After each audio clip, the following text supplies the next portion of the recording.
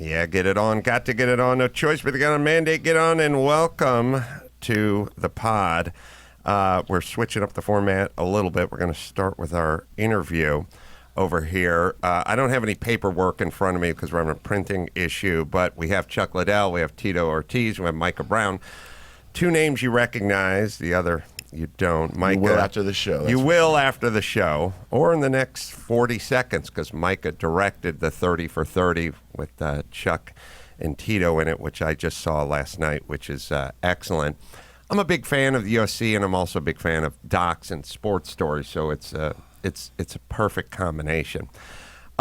This is basically Tito and Chuck coming together in the early days of the UFC when people really didn't know what way it was going to go. I mean, I was around to hear Senator McCain say these are cockfights and this is brutal and this is cage fight and this is animalistic. It was banned in so many states, and really it was pretty iffy, pretty touch and go at the beginning. And then Tito and Chuck sort of came around and became the face of the organization and got a lot of interest in pay-per-views and brought it into the modern era. Is that accurate? Pretty damn accurate, yes. Yeah, that's pretty damn good.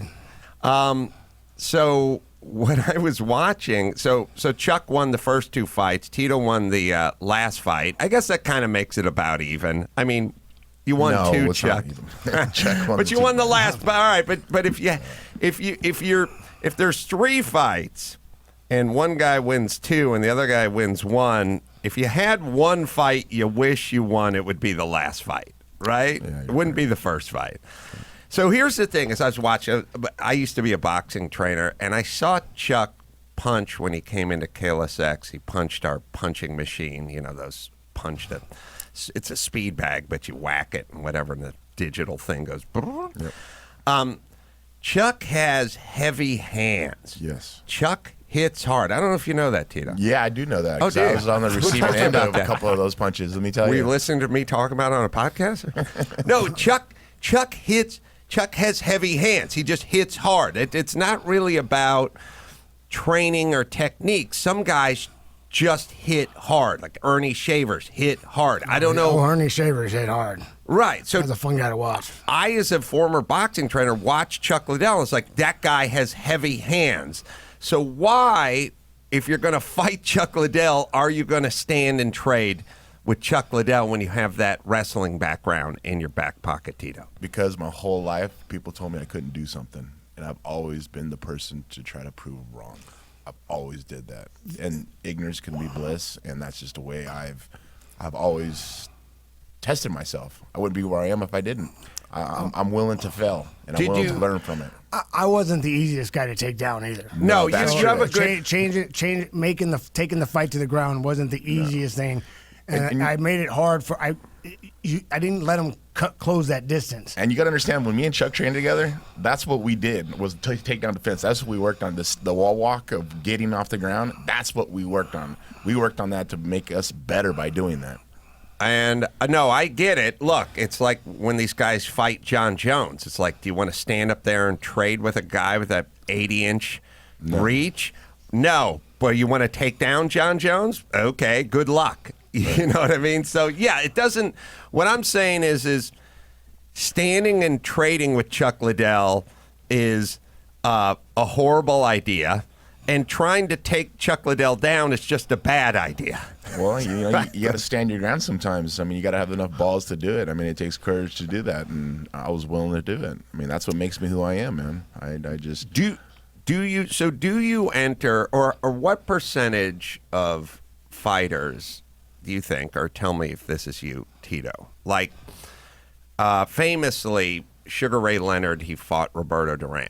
And Sugar Ray Leonard was all technique and all speed and all balls of the feet and stick and move. And, Sugar Ray Leonard, Sugar Ray.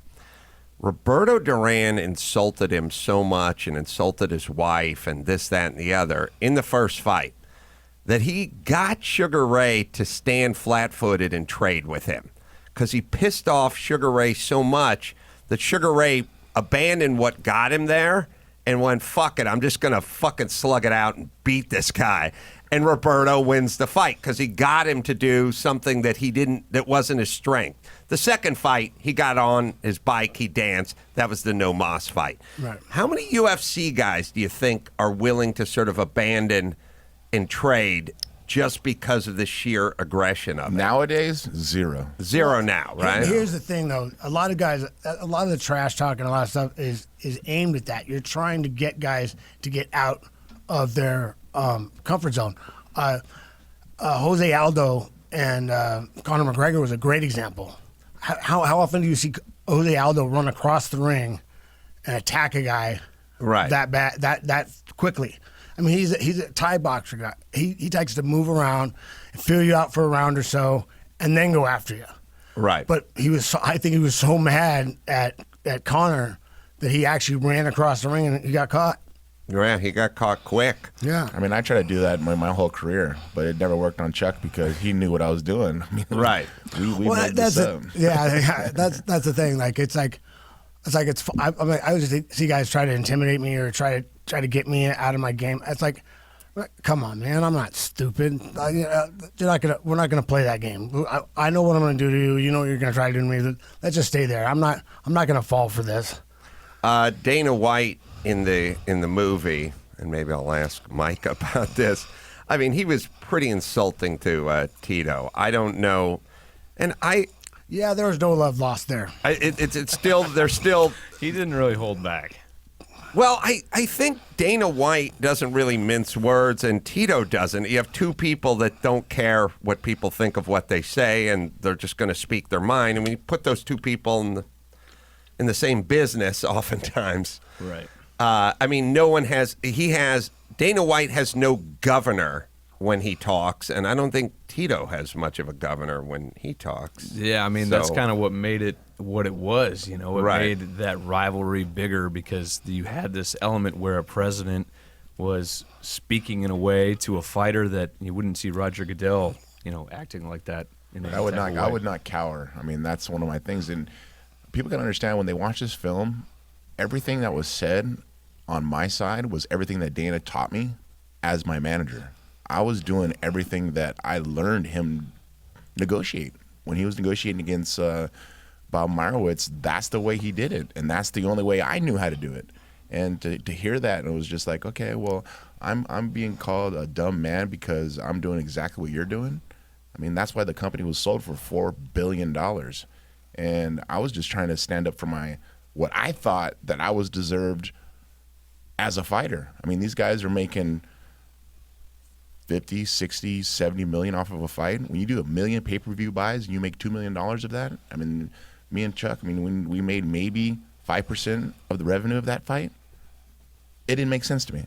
What are the guys doing today? It seems the UFC's always been sort of cloaked in some mystery. Like when you hear about they don't. It's hard to figure out exactly how much guys get paid because what their actual fight purse that's public is not the amount they're making for the most part. Not the top end guys. how much of it is even public. I feel like when Floyd Mayweather fights, you know what he's getting. Yep. It's a lot. But there's a number. When I hear about UFC, I'm not sure what people are making. And then also, there's a thing that happens in Hollywood, which is the movie makes $100 million, and you go, oh, good, I'm down for 10% of that. And they go, slow down. We have expenses. And their expenses are $100 million, so there's nothing left over. So you go, oh, here's how many pay-per-views were sold for $59.95, so let me just figure that out. And they go, no, slow your roll. We had to do all this advertising and blah, blah, blah. That sounds familiar. Do they cook the books that way? Yes. So there's the gross and the net. And guys are figuring it out. Guys like The Rock are going, I'm taking it off the gross. Like, hey, if this thing makes $200 million, then I'm down for 10% at $200 million, not whatever. He's you a lot more of that. Now he's doing his own production. He's Right. a big part of it. He's a smart man. Dana says he's dumb. No, right? No, 100%. Man. Sounds pretty consistent. Yeah, Kansas is that consistent. Dana says he'll kick his ass and he's dumb. Right? So You hit that right on the nail right on the head, man. Wow, that's cool. he says all ball guys are dumb. Yeah. So what is a guy like John Jones getting paid today? Do you have any idea for theoretically or Pretty ballpark decent, for like his next fight? Like $3 million average. 3 million. 3 to 4 around there. I don't know. And McGregor, like who Well, are McGregor's a little different. I think McGregor's like in the 10. who is the highest paid guy? You know, because it's kind of weird. They're guys that are coming up that are real strong. Well, I know just recently Khabib that fought in Dubai, but there was a little different because I think that a lot of that money was being paid by the sheiks in Dubai. But I heard he made $12 million. Really? Yeah, I mean that's amazing money. That's great. I mean, For mixed martial arts. correct. Is Khabib the premier guy Yeah, right he's now? the champ. He's undefeated and he's untouchable, man. That guy's a monster. He really is, He isn't really he? is a monster, man. I really want to see him fight Tony though. Yeah, Tony Ferguson. Tony Ferguson it's a styles matchup. Yes, 100%. He's got that style because the thing is Khabib in the last couple fights he gets a little tired around round 3. Mm-hmm. Tony does not get tired. No, I don't. So, round 3, round 4, if he's gonna have a hard time keeping up with Tony. So, I'd be interested to see if he can take him out in the first couple rounds, or he's gonna have to deal with him in the 3rd and 4th, 5th. Has that fight been made? Not yet. Not yet. Is it imminent? Is it going to happen? It's that I've seen stuff where they said that's the next one they should make, but who knows? Dana said that that's the next match, so let's see if he keeps his word. What do you guys think about Stylebender, Israel Adesanya? Well, I Yeah, can't say his yeah, last Adesanya, name, I'm bad but with it, too. I just made a bunch of money off that dude. Yeah, that guy's like the Matrix, right? Well, Honestly, I didn't like a lot of the stuff he was doing before. I actually met him in Saudi Arabia this summer. He's such a great guy. He's a good dude, nice guy. I really like him, and man, he comes out and fights, man. He's dynamic. He's explosive, fun to watch. is it safe to say that I mean, 'cause- Adesanya, yeah. I see, as a guy who's been around a little bit, it strikes me that the guys like that, Adesanya and John Jones, are so incredibly athletic. Yes. Like insanely athletic. Yes. Not everyone is tough, everyone is strong. They're tough, they're strong, but they're also crazy athletes. Yes. And that seems like the wave of the future for UFC. You're going to Well, I start mean- finding less Tank Abbott and more John Jones. We have a although lot we of love guys who Tank now Abbott. are starting when they're 7, 8, Right. 9 years old. I mean, they're starting martial arts at that age. And I mean, you're looking at us when we came in. It was always like a wrestler having to learn jujitsu and striking, or a karate guy that had to learn wrestling and jujitsu. But now the guys are coming in and they're learning mixed martial arts from like a little kid, and they've got trainers, they got strength coaches, the dietitians, nutritionists, yeah. and there's obviously a lot more money to be made, and so there's a lot more people trying to get in the sport. Absolutely, but I still don't know if you can train someone to be John Jones. to beat him? No, to be him. To be him. Like No. to be crazy, you know what I mean? that's He's just just crazy athleticism That's is what I'm the saying. athleticism of just being Yeah, John Jones. Right, that's a when you're gift. 6'5" it's like Michael and have the Jordan. reach of 86 inches or so forth. I mean, Yeah, I always say the one thing I can't teach, two things I can't teach. I can't teach a chin, and I can't teach athletic ability. You give me a guy with athletic ability and a chin, I can teach him to fight.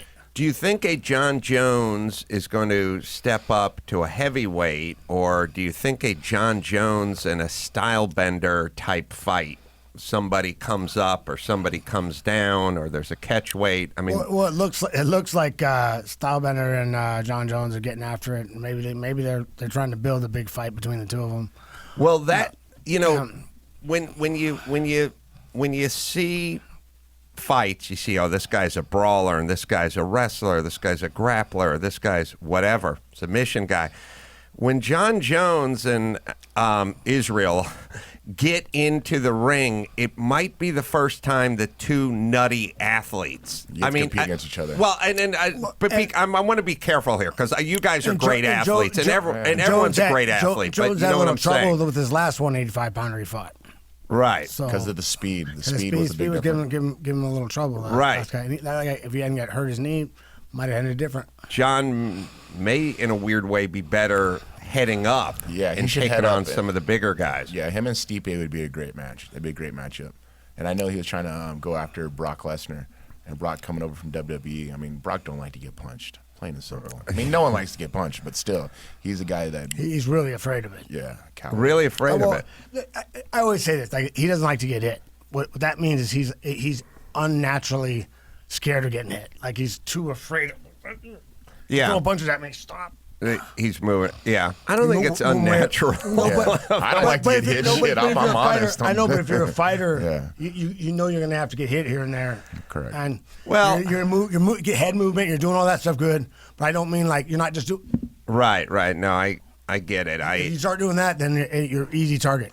Well, I don't know. Here's a statement. You guys tell me whether you agree or not. I always used to tell people the 99 people who, when they get hit, don't like it, and they don't want to get hit again, and it frightens them. And then there's 1% who get angry when you hit them. Yeah. And those are the fighters. Yeah. Most people you hit and they go away. Fighters you hit and it. I want to hit them back harder. Right. That's the impulse, right? Yeah. You want to hit them back, and some really? It's like, oh, really? Okay, let's see. My turn. Right. Charging up. And that's the, So this is my turn. Let's see. We'll play trade. right. But that's a very small percentage of human beings. I think a lot of that comes into when it comes to sparring. When you spar a lot, then it becomes a normalcy. It's not as bad.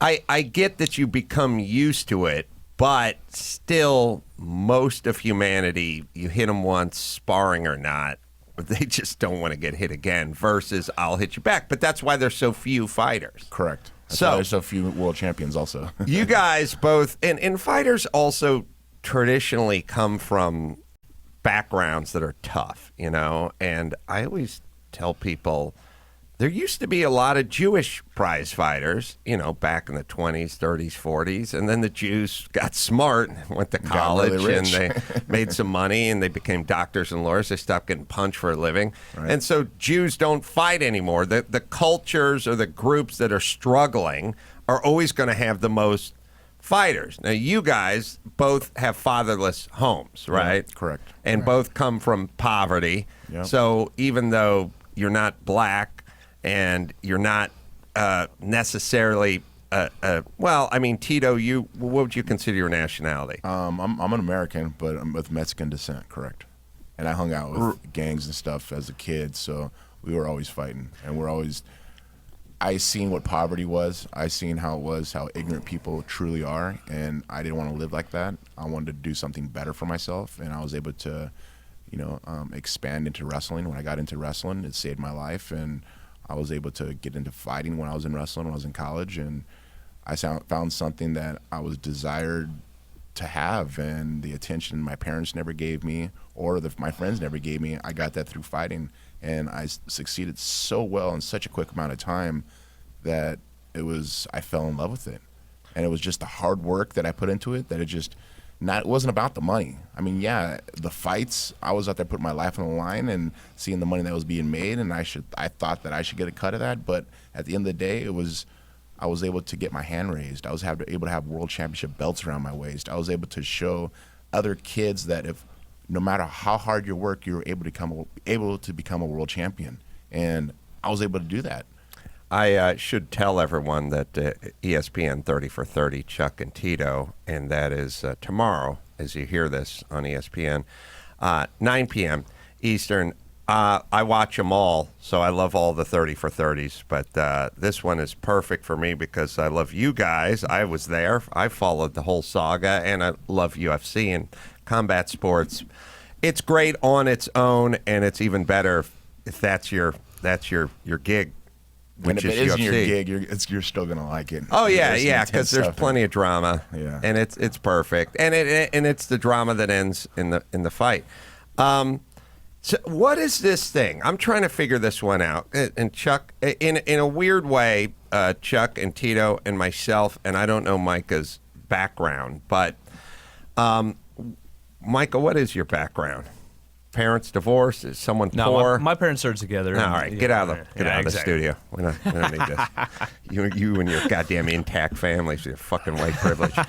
Let me tell you. So I come from poverty and food stamps and welfare and shit like that too. So everyone Boxed cheese and powder milk and a whole mess. Yes, and so when I was young, I was looking around going, this blows. Like, what the fuck? We got to do something about this. Like, I'm not going down like these guys. No. And all the other idiots I was hanging around with were like, hey, have another beer and shut up. And I was like, I don't know. What's the plan? What's the plan? Because I don't want to live in a shitty apartment my whole life and be getting my car towed and struggling with everything. Sitting in juvenile hall or fucking sitting in jail and sitting there going, I'm going to be here for another 54 days. And guys like, I can do that standing on my head. I look at them and go, these guys are fucking nuts. Get me out of here, please. Yeah, no, thank you. What? Yeah, but what is it about? So you guys with fighting, for me, it was comedy, but I was just cleaning up garbage on a construction site when I was 19. I was looking around going, I'm fucking miserable. Why isn't everyone miserable? It's hot. No one's getting paid. This sucks. There's no benefits. There's no food. There's no pussy. There's no nothing. It's just fucking garbage. And everyone else is like, yeah, I don't know. This weekend we're going to the lake. You know, and I'd go, for what? What's the plan? And no one else had a plan. So what is it? Everyone who comes from poverty, they go, oh, fuck it, I'm joining a gang and I'm going to shit out some kids and I'll get some welfare Bullshit. and I'll live in a crappy apartment. What is that thing inside you that goes, it's not education. It's not even, you're just looking around at age 15, 16 or 19 going, I got to fix this. As a kid, for me, it was having a dream. I had a dream. I remember, gosh, at 13, 14, being 2, 3 in the morning, my parents being high on heroin, and I'm fishing on the dock in Huntington Harbor and with my buddies and looking at the houses there and seeing people with their boats behind their house and going, one day I'm going to own one of these houses. My friends are like, shut the fuck up and bait the hook. I go, no, really, man, one day. And I had that dream. I had that goal in my mind. And I remember when I graduated high school and I watched Snoop Dogg Pop It Like It's Hot and him talking about a Rolls Royce Phantom. And I was like, I want one of those things. And I set that goal. In 2006, I bought my first Rolls Royce Phantom. In 2009, I bought my house on the water in Huntington Harbor with a boat behind it. I bought my mom a house in 2009. I was able to do these things because I set the goals. I achieved those goals. And it's not just all of a sudden, boom, I got thrown into something. I got a house, I got a Phantom, I got a boat, I got my mom a house. And no, I set it when I was young and I just worked and worked and worked and grinded. I mean, there's days, I'm doing 4 sessions a day, 6 days a week since I've been 22 years old. Prior to that, when I wrestled in high school, we were doing sessions and I would get up and I remember one of my coaches telling me, Tito, when you're not working, there's somebody else working. And there was times, on a Sunday, I'd sit there and be watching football with my stepdad, and I would get up and I'd go get my running shoes on, and I would go run 4 miles. And it's just that dedication that people need. If you want something, it's never going to be handed to you. You have to go out and get it. But what about, I feel like when people face adversity, like the broken family, the poverty, and the drugs, and the chaos that we all sort of grew up in, there's 2 choices. One is I'm going to overcome this, and the other is I'm going to just give in and start slamming drugs and join them. The majority of people join them. That's why you your have choice. them. But yeah, it's your choice. I mean, for me, like I've always been, I was always a fighter. I was fighting since I was a little kid. Had trouble with people for a long time.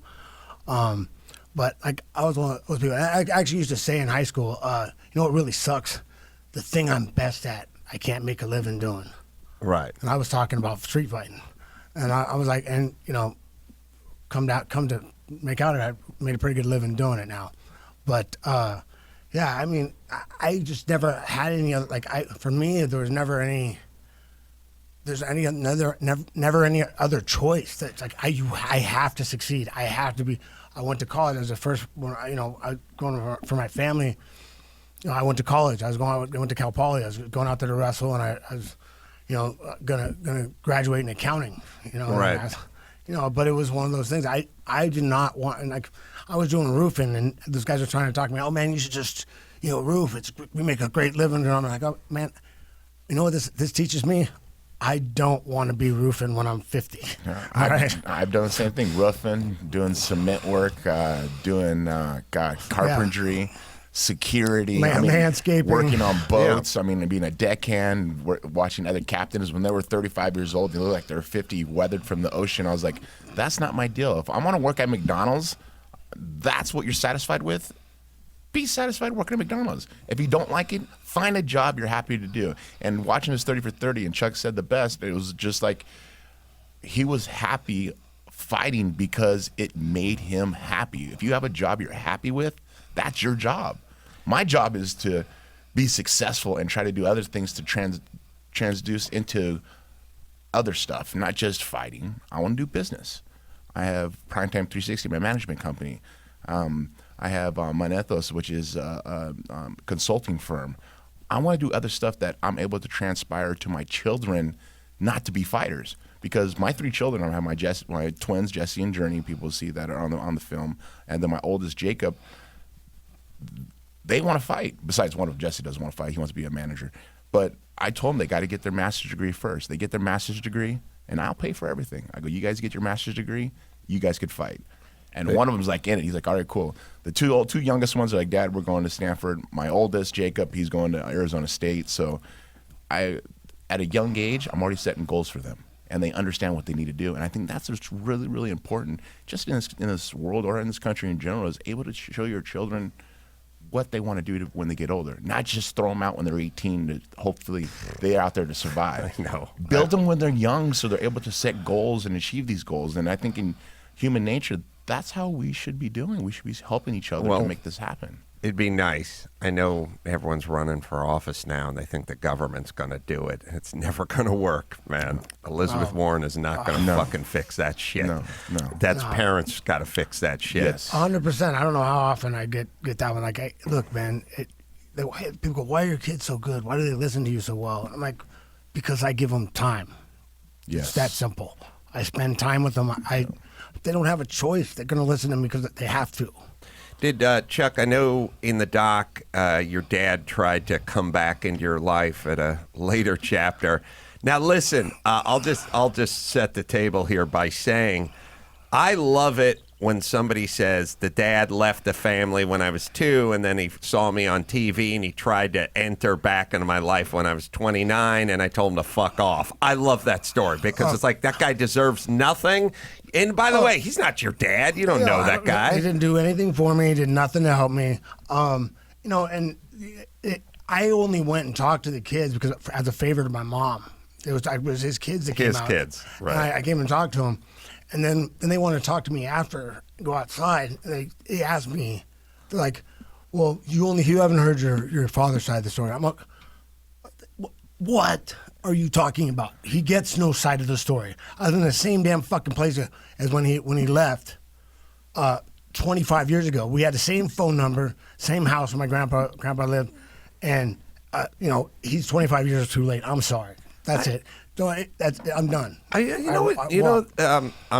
with you, and it drives me nuts. Like I think I was watching the Rodman. I don't know if it was a Rodman 30 for 30, but like his dad did the same shit. Left the family, showed up 25 years later to a Bulls game. By the way, Rodman's dad had 25 other kids. That guy should be fucking in jail. This notion of like, I'm just going to have kids and scatter them to the wind. And by the way, those kids don't usually end up in the NBA or in the octagon. They end up in gangs. They end up in prison. They end up killing your kid. Right. That's what those kids do. The fact that we've created a society that judges a dad who smokes a cigarette in front of his kid more harshly than a deadbeat dad, that's fucking insane to me. And it shows we've done a horrible job with our society over the last 25 years. Literally, we judged a guy smoking a cigarette who's taking care of his kid versus a guy who moves to Florida. Crazy. That's crazy. I mean, stuff with that's raising kids, people are driving me nuts. I mean, they said that the best mirror of yourself is through your children, and I mean, for me, that is 100% true. But for my father, he skipped out. I mean, not even skipped out. My mom took me away from him at the age of 13 because he had a drug problem. He couldn't get sober. He was just not responsible enough to be a parent. And my mother was big enough to walk away, and it was hard for her. I can imagine for being with him for 14 years and loving the man, willing to do anything and everything for him and me, that she just made the biggest decision of walking away. And she walked away, and I had to do the same decision with Jenna. I had to walk away because I had to stop being selfish for myself. I was in love with this woman like no other, and it was just, it got tarnished so bad of she just ruining my name and just putting my children in harm's way, and I had to look out for the safety of my children, and I did that. And it was so hard, but I went back to my mom. I said, Mom, thank you. She's like, what? I'm like, for what you did and took me away from my father, I thank you for that. And what they didn't just tell on this 30 for 30 was me. I actually, right before I fought Chuck, was I always had this problem myself of I always wanted to ask my dad's questions of why and why and why. And in 2009, I went and did that, and he looked at me with a stone cold face and never said sorry, never said anything. Yeah. I had to walk away. I walked away, and then before I fought Chuck, I had these same feelings, and I always get them before the fights because I'm a very emotional person. I went to my father, and I finally became a man myself because I went through this stuff through Jenna, and I realized how hard it is to be a parent. And I went to him, and I said, you know what, it's time for bygones to be bygones. I went to my dad, and he was, wow, I thought you forgot about me. I go, no, Dad. I go, I had to figure this out on my own as being a parent and being a father and being an adult. I go, I forgive you. You only knew as good as you were taught. No one ever taught you anything better, and I understand it. I go, you did some bad things, but that's all you knew how to do. I get it. And Well, I said my piece and I walked away, but it was hard for me to do that. But let me tell you, that backpack, 1,000-pound backpack was off, and I felt free, and I felt great. And all right, so let's drill down on that a little bit. So here's what we have in common. We all of us looked around at a young age and went, I don't want to do this shit when I'm 50. No. I mean, I was on a construction site digging ditches going, I don't fucking do this when I'm 50, you know, and people would say, hey, you get a truck, you get a crew, you know, and I'd like, I get it. It's a better version of this, but I'm still walking on a construction site and rolling out cores and shit. I was like, I don't want to. So I started working on comedy, knowing that maybe one day I could do that instead of construction. And you guys, we have that in common. We also have in common sort of shitty dads, and everyone hides beneath the veil of, well, my dad's dad was shitty, so he was shitty. But we're not shitty dads. We, in fact, saw what it's like to be on the losing end of a shitty dad and went, I'm not going to put my kid through the shitty dad wash. I already went through it myself. I know better than everybody what it's like to have a shitty dad. You guys are experts in shitty dads. Exactly. So, I wanted you to do everything my father never did. That's right, why I do but it. what... You know, you talk to most people. I don't understand how that's not the choice. And it's so often people follow in their, they keep following that same rut as their dad was an asshole, so they're It's an just asshole. a sign of weakness. But we make excuses for them as a society. Rodman did the thing in his 30 years, like, I don't know my kids because my dad didn't know me. It's like, okay, I got it, not but an excuse. I mean, it's not a. It's a cop-out. You have a choice. right. Hey, and don't get me wrong. I mean, I know people that had really rough lives, and making the choice to get out of those lives is really, really tough. It's not easy. It's not an easy choice, but it's done. They did it. My friend did it. They got out. It's just they make that choice. It is a choice. You don't have to stay where you're at. You don't have to stay in that. I totally agree, and that's why I hate whenever politicians are beating that drum of like, well, what's he going to do? He comes from poverty. It's like, well, he's going to get his shit together and get a job and work hard. He's going to have to work harder. You got to work for it. And they go, well, the playing field's not level. I go, of course it's not level. That's why he has to work harder. Or she has to work Welcome harder. to life. Welcome to life. Life's not easy. It's nothing's a Not given. everybody gets a ribbon. No. No, and I don't get. So Don't here get me started on everybody gets a ribbon. It's crazy, man. here you guys are who come from this life and who realize that I don't want any more of this life, and I'm also not going to replicate this life for my kids.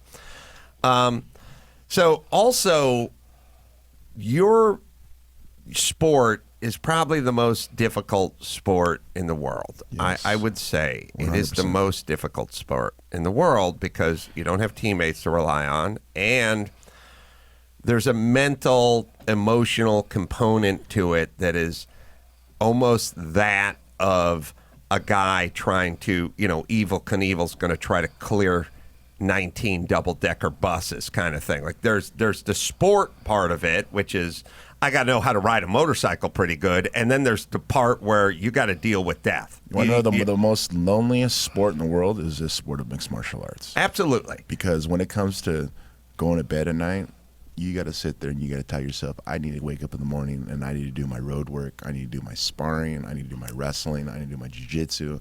I need to do my weight training. I got to make sure I eat the right things.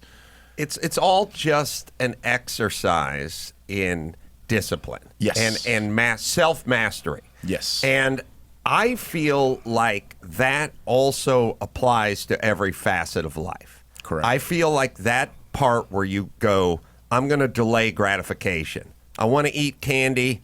I'm going to eat broccoli. Correct. The people who I know who are the least successful, we all know these guys growing up, they can't not grab for the candy. Correct. Your entire sport is breaking yourself of that. This notion of like, well, he wants to train, he likes to train. No one likes getting up at 5 a.m. and doing road work, and nobody likes eating, poached chicken breast. You like going to karate classes. You like going out. Training for a fight is a real deal. I mean, everyone. That fight's a reward for us. Like for me, that fight was actually a reward. Right. The hard part was the training camp. But that's what I get paid for. I get paid to train. Yeah, train. the pain, Right. the pain, and the drive during a camp is what Right. the real place. And is. there's the comedian's version of that. Most comedians will tell you they don't pay me to stand on stage and tell jokes. It's the road they pay you for, the travel, the bad hotels, the flights, all that. Okay. It's the road. Once you're on stage and you're just doing what you do, it's It's like shining your bike the whole week to run it on Sunday. You're like, all right, cool. See how beautiful my bike is? That's exactly the fight game. Same thing. this is a version of the same thing. But what I'm saying is the mental capacity to master yourself, to do without, to especially when you make money.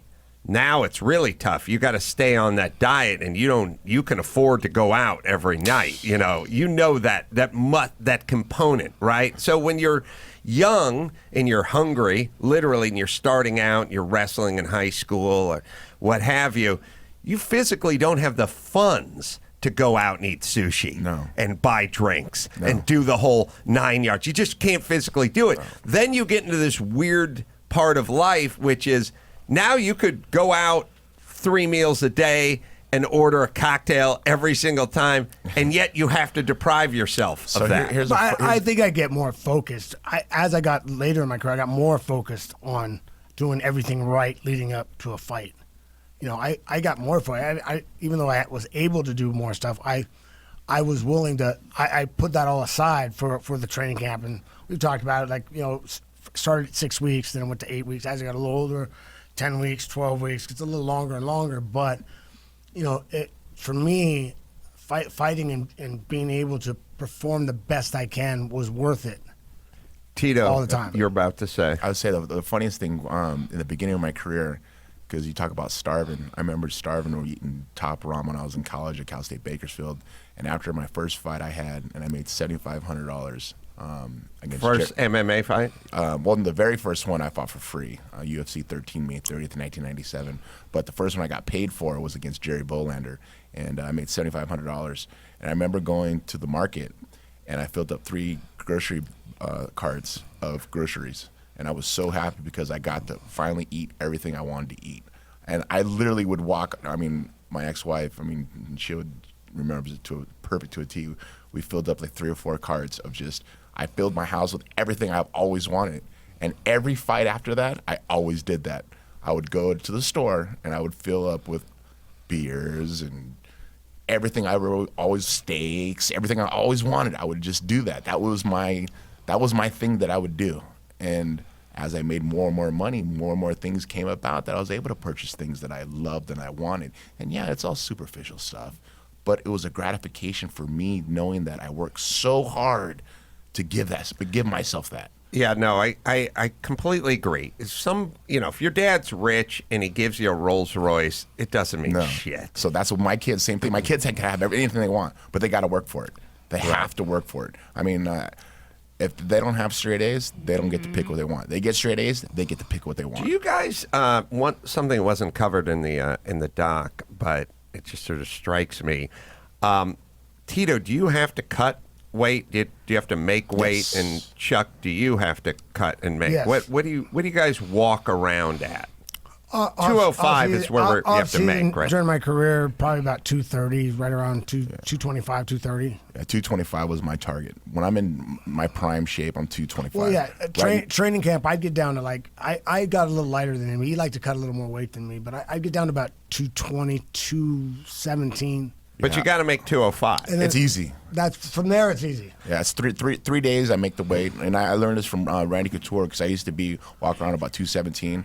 And then when I fought Randy, I got down to 203 for the weigh-in, and I weighed in way too light. And then after I talked to Randy, he's like, no, man, 225 is like a prime weight. 225, how many days out from the weigh-in? For 3 days. 3 days. 3 days. So you just cut all water. Just strictly water. Only water. No muscle loss, only water. You can literally do 20 pounds worth of water. Yeah, easy. How I got to the point where I was doing about 10 pounds. how do you do 20 pounds of water in a few days? Well, I could do 8 to 10 pounds. I could do 8 to 10 pounds in probably about 45 minutes of work in plastics if I'm fully hydrated. Really? Yeah. And I mean, I'll start on a Tuesday night, and I'll go for a jog with plastics on. I'll put Abilene on, and I'll put my plastics on. Abilene's a weird cream. Yes, it's that the boxers used to use. Yeah, it's actually like a Vaseline. So Yeah. what it does, it blocks the pores, so it keeps the heat into your skin, and automatically your body reacts to sweat, to perspire, to make your body cool down. So you'll sweat even more. Right. But I would do that Tuesday, and my meals would be from a full meal to a half a meal to a quarter meal to an eighth of a meal, where it's the night before the weigh-in. I make sure I eat every single day, because when I was in high school and I wrestled, we would starve ourselves for 2 days to make the weight. But now it's just I got it down so scientific where I could get every little ounce of, every ounce that I ate was what I weighed. Every drink of water I would drink, I would weigh it, and I would weigh exactly. What is the hydration? I used to actually eat. I'd have a small thing of a little orange juice and a little bit of a bar before I started cutting weight the last morning. So I just didn't like going that long without eating, because the same thing. When I was in college, I go sometimes 2-3 days without barely eating at all and not drinking at all. Was there water? Would you take in any water during this process? Yes. So it would go from 16 ounces to 8 ounces to the last night about 4 ounces. But once again, I'm tricking my mind to get a little bit less, but still I was able to have something. And nowadays it's like technology, it's just stuff they're coming out with for nutrition. There's stuff called Vitagro, and it's barley carbohydrate. And I've used that for the last 4 years. And let me tell you, it's like caffeine, but with no burnout. And it gives you energy for days and days and days, it seems like. I mean, where does one find this if people are listening that want to go online? Online, I think it's Vitagro.com, but of course, any nutrition store, like, was it Muscle and Fitness or any type of store like that. So, Tito, you have a fight coming up. December 7th. December 7th on pay-per-view from Hidalgo, Texas. And Chuck, when we left the dock, we sort of left the door open to you possibly fighting again. I think I'm retired. You're retired. Yeah. And Chuck, you're couple 5 years older than Tito. Tito's 44 in great shape. You're both in great shape. The question is well, all right, I'll tease the question. So Chuck, you're in the doc. You're always talking about you just love to fight. That's what you do, and now you can't do what you love to do. But is it out of your system, or I mean, you get older and you kind of I don't think it'll mellow. ever be out of my system. Right. I still love fighting. But there's a point where like I don't feel if my body can't perform the way I want it to perform. It's just it's better that I don't do it. I can go on to passing it on to someone else. Helping out other guys that are fighting and have some fun. Is everything for you, I don't mean everything, but I mean, is it all fight-centric, or are there other things that you want to do that you can kind of take that same determination and steer it toward that might have nothing to do with the UFC and fighting and training? There's a lot of different things I've been looking at, but the movie thing I've been doing a lot lately, and I really starting to enjoy it. So, I'm really working hard at it and getting better at acting. So, hopefully, you're going to do a few more movies this year and see what happens. All right, let me hit Castrol. You want a chance to win a trip to Las Vegas to meet me? Go to your local AutoZone. Be entered automatically to win a trip to for the potential to hang out with me. It's a 3-day, 2-night trip to Vegas. I'm going to be there for SEMA doing the automotive thing, and you can use your AutoZone rewards to automatically be entered to win and go out there and get some Castrol Edge. Right, Dawson? No purchase necessary to enter to win. Open to residents of the 50 United States, District of Columbia, and Puerto Rico. Must be 18 years or older. Sweepstakes valid September 24th through October 21st. Void and prohibited. See your local AutoZone store for more details. Mike, you got we barely talked to you. How does one become in charge? How do you get tapped to do a doc on these two and a 30 for 30? Do you propose it? Do you pitch it? Does someone come to you? Yeah, exactly. So you go out and you pitch it, to 30 for 30, and then, they kind of look at the story approach that you have and your resume and all those types of things, and then they decide, yeah, let's do it. I think the first step, obviously, you got to get these guys on board, and that happened very quickly. I think they said it was one of the fastest greenlit 30 for 30s ever. Normally, there's like a 2-year waiting period, but when they heard that Chuck and Tito were down to do it, they were like, oh man, we got to make this story happen. Are there other stories obviously you're thinking about 100 other stories? Is there something next for you? There's a couple I can't talk about that are in development right now, but one thing with Netflix and another thing with HBO that may come up. It's crazy if you start making documentaries. I started a few years ago making documentaries. All of a sudden, there's so many stories, and they're all so good, and they're all so worthwhile, and it becomes this problem of not trying to drum up a story, but which one to do next, right? Yeah, it's always tricky because I think for me, whenever I'm looking for a story, it's not really about the people. It's more about like a theme, So I think my first big doc was with Showtime, and that was kind of centered around a prison in Thailand that allows inmates to fight for their freedom. And that theme was kind of forgiveness. And for me, the other theme that I thought of as being a former football player was identity. Right. And fighters, they all kind of deal with this, what do I do next, and why do fighters do what they do? And so that was kind of the basis for why I was interested in this to begin with, and they just happened to have amazing stories that kind of fit that profile, and I was just really lucky to do it. I'm reading here that Micah was a football and track star at the University of Kansas who won the 2008 Orange Bowl champs, and you caught a game-saving fake punt pass? Or they faked the punt and passed it to you? Yeah, it was a play we never practiced before. The guy just threw me the ball. It was kind of like a sandlot type play. The punter threw you the ball? The personal protector. Yeah, the game was on the line, front, and all the of a sudden, guy was up front. Yeah, we didn't even know it was a fake. We never practiced it or anything like that. He Wait just a saw minute, that I was open. And hold on. It was crazy. Hold on a second. Yeah. I know something about football. I used to be a long snapper. Oh, there you go. The long snapper snapped it to the up guy? Yeah, so there's a signal that they had if there was ever going to be a fake situation, but normally when you're past the 50, They're like, hey, that's a possible fake situation if the personal protector gives a signal. He sees something. Well, I didn't see a signal. Nobody saw a signal, and we never practiced that fake even to our side. I just happened to be looking over there and see a ball come wobbling out, caught it, ran for a first down, and we ended up winning the game. So were you like a gunner on the sir. outside? Yeah, I was on the outside. And you're on the track team, so you're fast. Yeah, I was super fast, 4.3 guy, so. 4.3 in the 40. Yeah. You guys know how fucking Damn. fast For a that white 4.3 guy, that's 40 is? fast. Yeah, I could scoot. That's world-class speed, man. That's no joke. Yeah, There's guys in the NFL wish they were 4.3. if I could catch, it would have probably been a better football career, but I was a special teams guy, so it was fun. Jesus Christ, that is fast. and also, sort of back to the theme of sort of John Jones, you can't really teach someone 4.3. You can help them with their quickness and like their technique, but you can't make them fast. No, you can't. I as a slow guy who played football, I can attest to that. We don't. There's irons in the fire, but we don't know exactly what's I'm next. taking some time to take a break, man. I've been grinding Fuck on this. taking breaks. Yeah, well, I've He been went grinding. through a grind for this It one. was a grind, man. It was a really fun, and it was an honor for me, and it was really a dream project. I always You wanted got to do everybody in the dock. We interviewed No. 45 people. 45 people. Who was?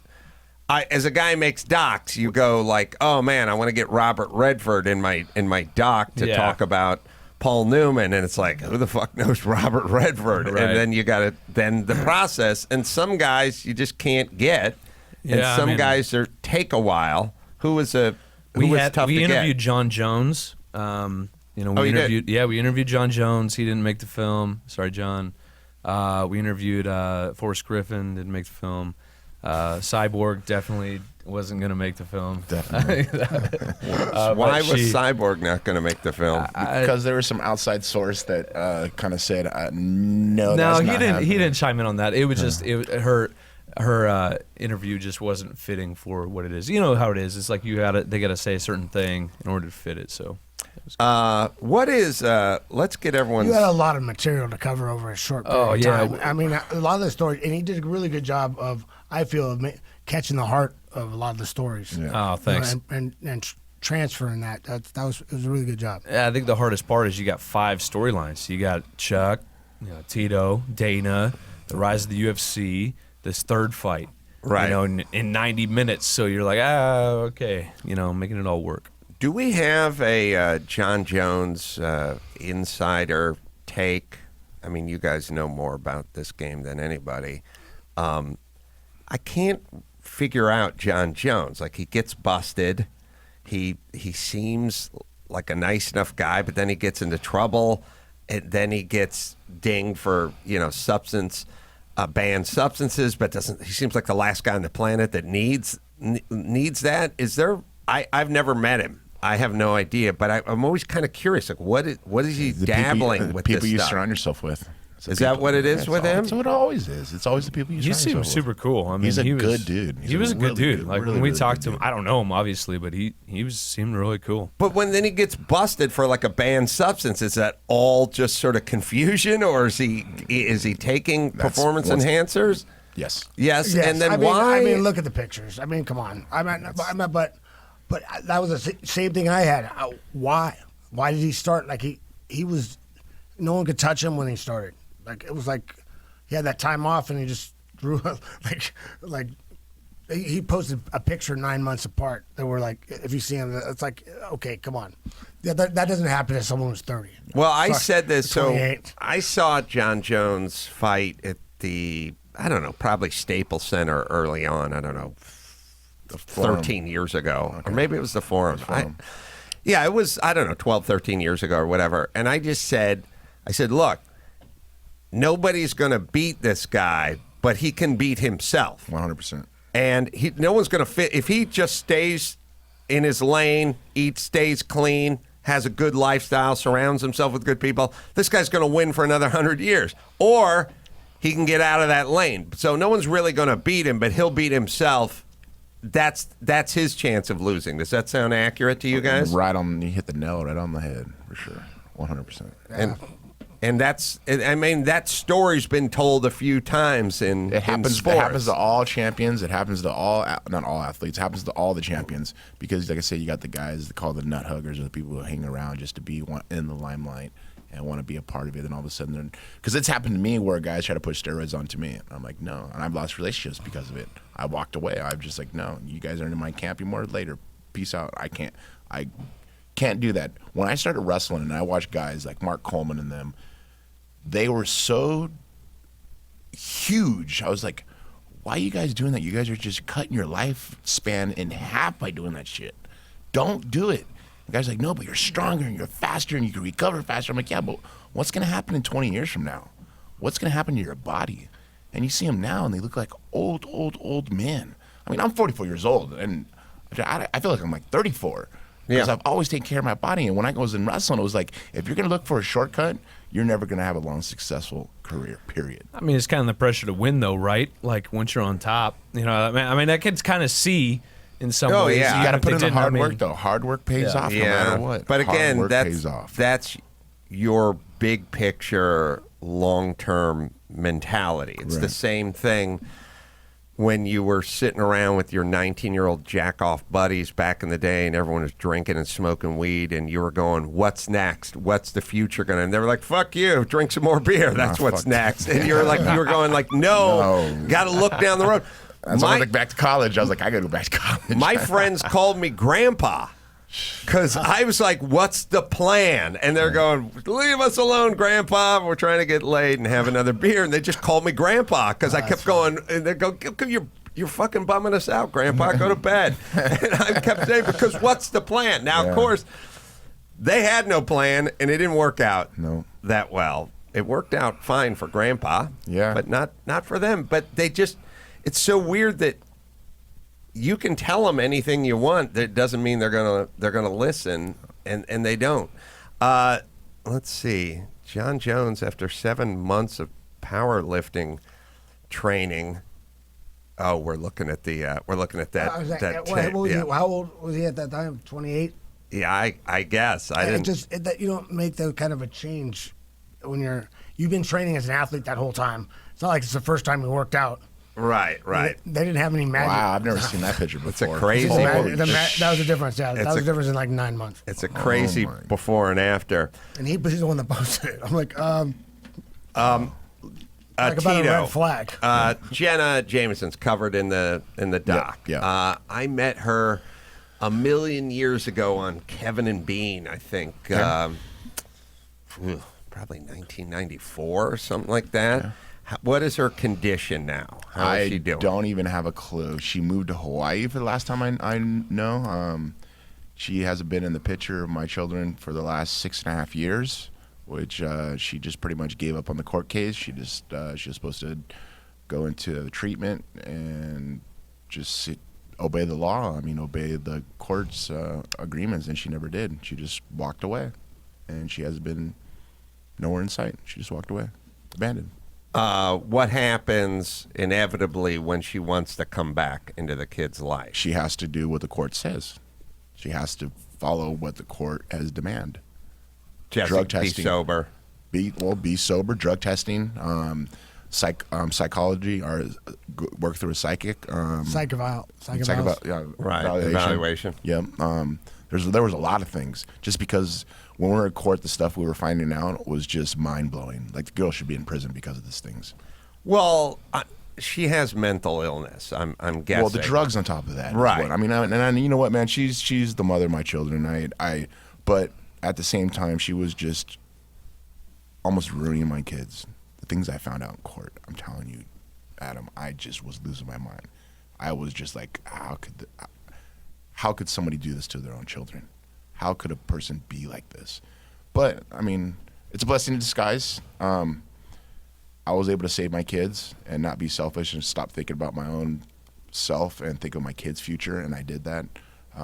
I found a wonderful woman, Amber Nicole Miller, who's been with me now for 6.5 years, and she is a mother to those kids. They don't miss a mother figure at all. Zero. They don't even remember Jenna at all because nannies took care of them. I was paying $20,000 a month in nannies to take care of my kids when my camps would come about, because she was drinking all night until, whenever the time was, eating pills, sleeping until 2 o'clock in the afternoon. Now I found a woman who is not selfish. Amber is a mother to my kids like no other, and I respect her so much. And it's just, my family is what I've always wanted to be. That happy white picket fence family that I've always wanted for me and for my oldest, now for my twin boys, that habit that I've always wanted as a kid. That's the family I have. We're secure, we're stable, we communicate, we are dependent on each other to make things do the right way. Isn't it weird when you come from chaos? I'm getting cathartic here. 'Cause No, I come talk. from a lot of chaos. Yeah.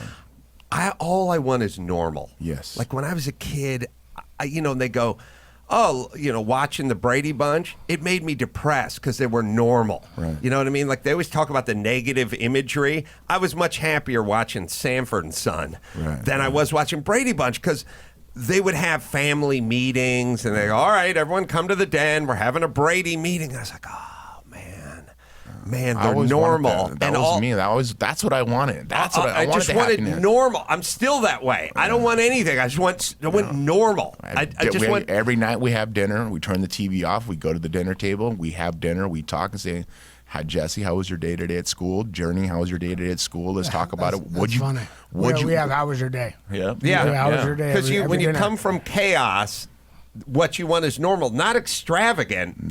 You long for normalcy. Yeah, normalcy for sure. Chuck, we have some parallels because my dad wasn't great, but I had a good grandfather. Right. And I was thinking about this with your partner, Tito. Kids are pretty malleable. Like a good grandfather, a good woman coming in, stepmom, whatever, they'll adapt pretty quick and find it over there. They'll find it with grandpa if you have that grandpa versus that dad. 100%. Yeah. I was blessed that he left, and my grandfather raised me. Helped raise me. He was a great man, and he was. Everybody loved him. He was just a good guy. Did you ever have any closure with your biological dad like Tito did? Honestly, not really. I was done. I think it bothered me for a long time, and I think after that that actually talking to those people and having them come out and try to come find me after I'm famous on TV now. I'm on TV now. You're gonna come look for me. That was enough for me to go. You know what? I was a lucky man. He left. If he was still around, I might be an asshole just like him. All right, let me just hit Simply Safe here. Simply Safe. No one should feel unsafe at home. Protect your home and get free shipping at Simply Safe. 2 I's in there. simplysafe.com/Adam. By the way, don't get me wrong. I would hope I would have made the right decision and not been an asshole like my dad was. But I'm not sure I would have without my grandfather. Without him leaving and being with my grandfather. You never know.